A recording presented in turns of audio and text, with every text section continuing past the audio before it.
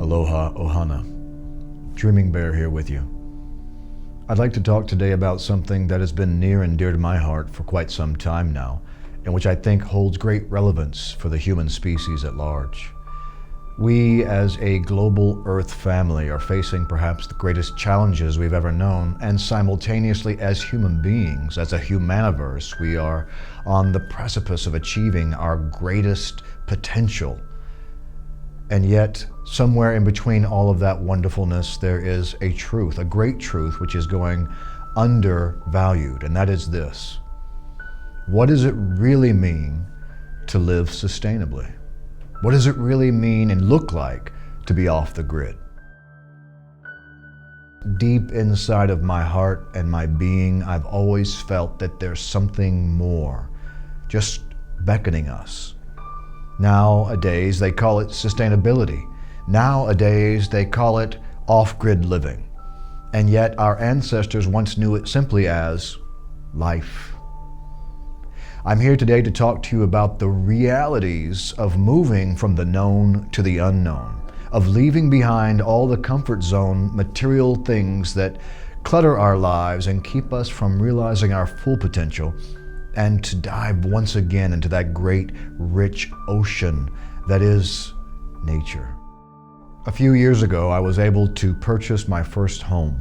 And like so many people, I went into this journey with the exuberance of a child, thinking to myself, I want the best, the biggest, the most beautiful house that I can possibly manage to afford. And so I took my life savings, every bit of money that I'd ever earned, and I put it into the House of Dreams, what I called the Temple of Dreams, Aina Oka Manawa, at the land of the moment. And there, for 3 years, I dwelt in absolute serendipity, enjoying the harmony and beauty of what it means to be an owner, to be someone who possesses. And fortunately, I was able to pay off my entire debt.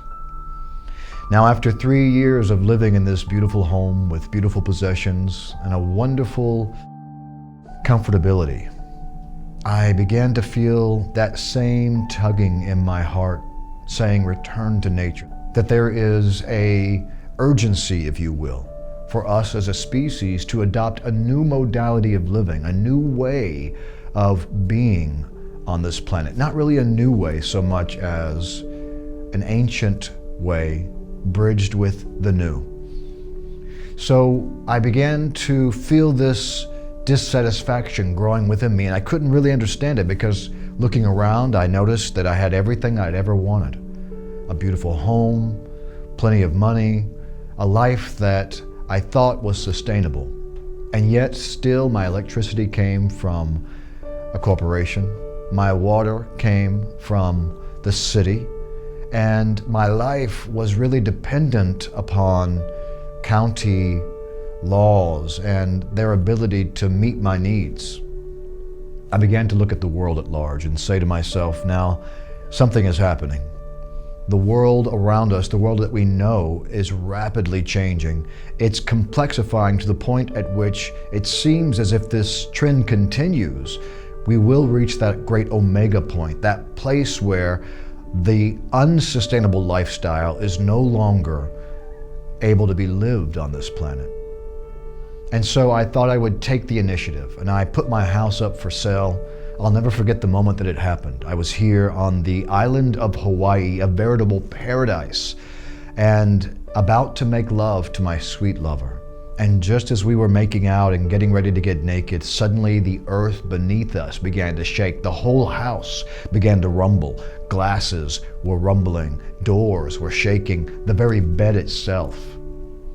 And something came into my soul in that moment. It said, it's time to leave.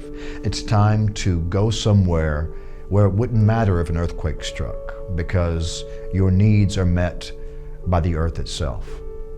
It was just a moment, perhaps an awakening, if you will, when I truly realized that nothing and no one could make a future for me except my own ability to step forward into the potency and power of sustainability. Almost immediately, I put my house on the market, thinking that it might take a year or 2 years, especially considering that Hawaii was in the midst of a great volcanic eruption. And so the likelihood of me getting my investment back was very low. And yet, within 1 week, I was offered a full offer on my house, sight unseen, and at full price. Now, that seemed to me to be confirmation. And yet I labored in my mind, oh wow, what am I going to do if I sell this house so quickly? I thought it was going to take a while. What will I do? Where will I go? And then the person who bought my house said to me, and I would like for you to live in the house rent-free for the next 6 months while you prepare for your next life. Again, confirmation. That voice in me saying, go for it, go for it. And so I went through with perhaps the greatest risk of my life, taking everything that I'd worked so hard my whole life to build, my home, my assets, everything that I thought mattered to me, and putting it on the table of the moment and saying to the moment, bring me something and bring me to something that is new, something that is sustainable, something that resembles an ancient way of life but bridged with the new. I began looking around and I found a 25-acre parcel right on the ocean, right above a magical, enchanted place known as the Green Sands Beach. And there I began with nothing but a blank canvas of grass, ground, cows, ocean, sunlight, and sky to cull out of the earth a home for myself, a home for those that I loved, for the animals in my keeping. And I realized as I began this journey that the first thing I needed to think about, the first thing that was most essential to living off the grid was water. Now the Hopi prophecy says, know where your water is.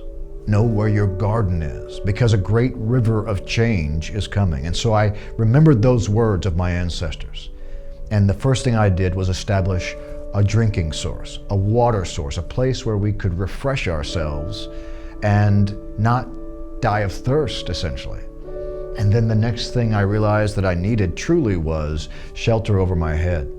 And so with nothing more than our bare hands, we began to take recycled wood materials and build tiny temples, taking that old concept of living big and changing the perception of it around so that no longer is there a need for a big house with a large tax on it, but instead we could live small. What do you really need in a home?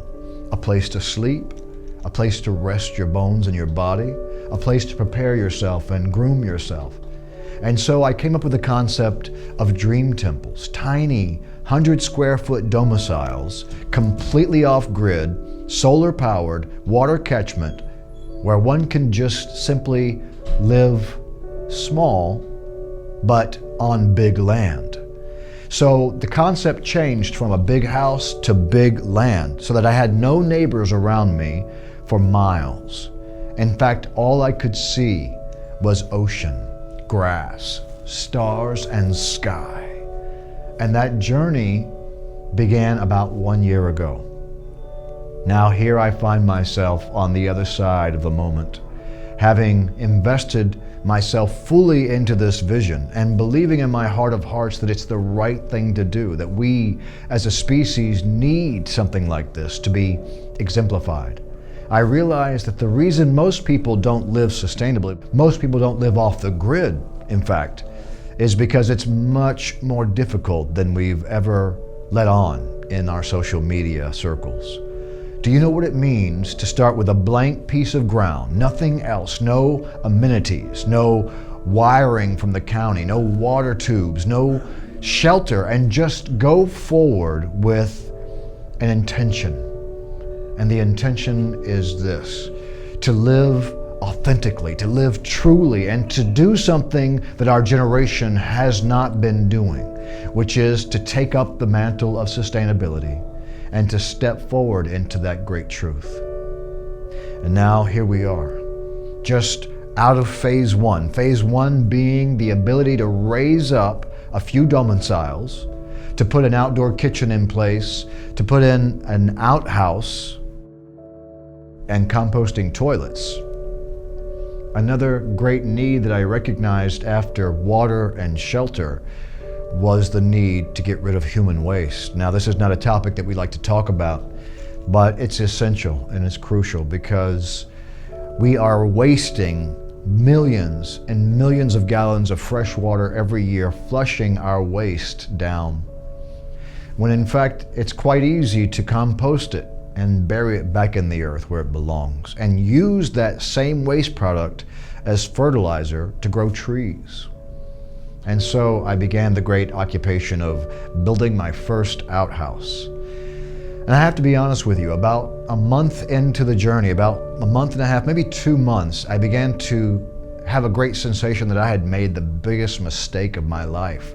There were moments sitting in that framed house full of dust when I realized that I had given up the comfort I so valued. I had given up all that prestige of owning a beautiful big home. And so now here I was in a Kiave treehouse overlooking the ocean, living the life of a poet.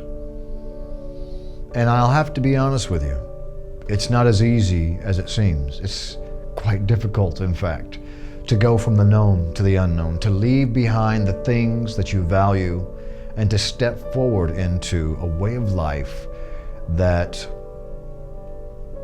gives back to the earth, that gives our species a chance, and that exemplifies to the world that yes, it is possible for us to live in simple luxury, in harmony with nature, and in tune with the principles of sustainability, of off-grid living, and of being completely and fully self-reliant. Now, in this moment, I invite you to consider your life. Consider whether or not you are living sustainably and what it would take for you to be an example for the world to follow, an example that just simply steps forward and says, I will do my part in making the world a better place by drinking from the sky, by eating from the earth itself, by building a place that is full of beauty and wonder.